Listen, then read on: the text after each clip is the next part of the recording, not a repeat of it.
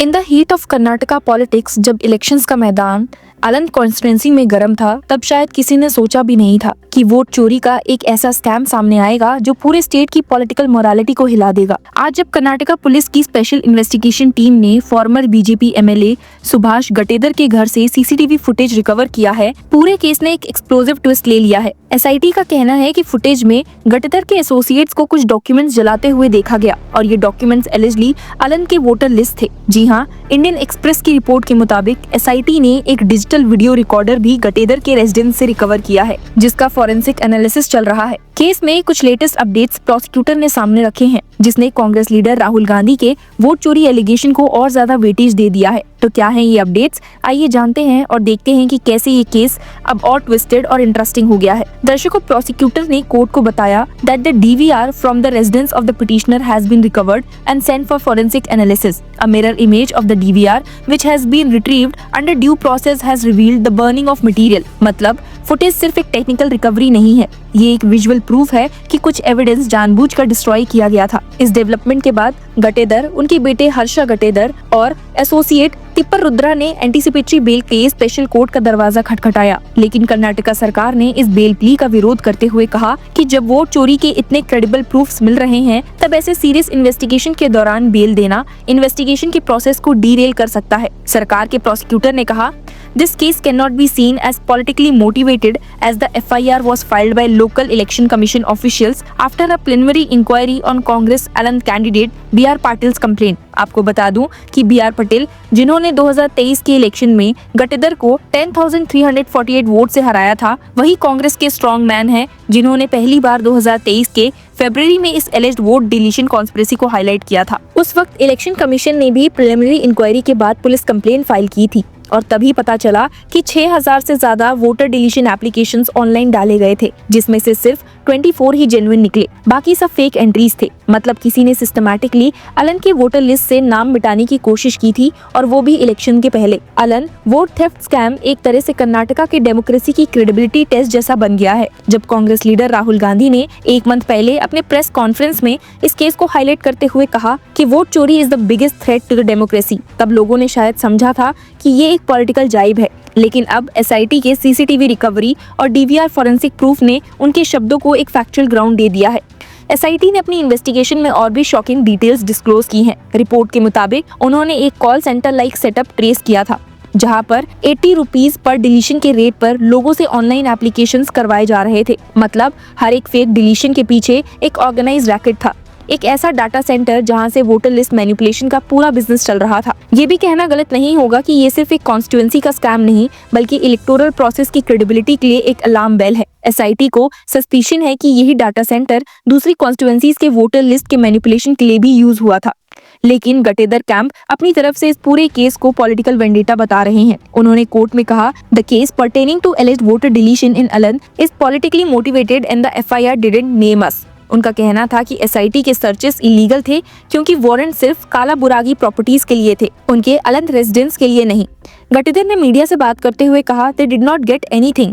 They alleged that we burned documents. In everybody's house there is a cleaning process for Deepavali and the same has happened at my house. It is trash that was burnt. उनका ये statement एक तरह से damage control attempt लगता है। लेकिन जब SIT के हाथ फॉरेंसिक मिरर इमेज आया जिसमें बर्निंग ऑफ मटेरियल्स क्लियरली दिख रहा है, तब इस एक्सप्लेनेशन को कोर्ट में कितना वेट मिलेगा ये देखना काफी इंटरेस्टिंग होगा। कोर्ट ने फिलहाल हियरिंग को एडजर्न करते हुए एसआईटी से केस डायरी मांगी है।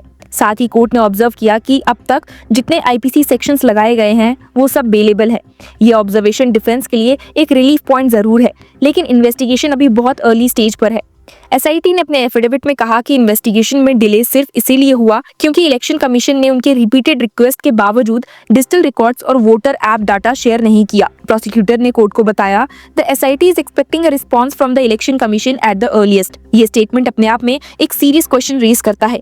जब इलेक्शन कमीशन डेमोक्रेसी का बैकबोन है, तो क्या वो अपनी ही क्रेडिबिलिटी के मामले में कॉपरेट करने से कतरा रहा है? इस पूरे केस के जेनेसिस फरवरी 2023 में हुआ, जब अलंद के कुछ कांग्रेस वर्कर्स ने सस्पिशियस वोटर डिलीशन को नोटिस किया। जब उन्होंने इलेक्शन कमीशन को बोला कि ग्राउंड वेरिफिकेशन हो, तो ईसी ऑफिशियल्स ने देखा कि 6018 नेम्स डिलीशन के लिए अप्लाई किए गए थे और उनमें से 5994 गलत निकले। मतलब किसी ने सिस्टम को हैक नहीं बल्कि मिसयूज किया, जहां उन लोगों के नाम हटाने की कोशिश हुई जिन्होंने खुद एप्लीकेशंस फाइल नहीं किया था। ये मैटर सिर्फ लोकल लेवल पर नहीं बल्कि स्टेट और नेशनल लेवल पर पॉलिटिक्स का भी एक फ्लैश पॉइंट बन गया। राहुल गांधी ने अपने प्रेस कॉन्फ्रेंस में कहा, वोट चोरी can not be tolerated in a democracy. What happened in Alan is not just a local issue, it is a national danger.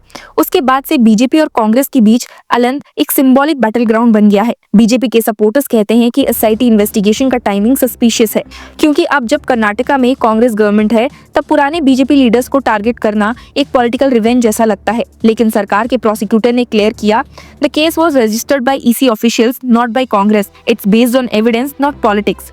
इस कंट्रोवर्सी का एक और एस्पेक्ट है कि गटेदर खुद एक 4 टाइम एमएलए रहे हैं और अलन कॉन्स्टिट्यूंसी में उनका काफी इन्फ्लुएंस है।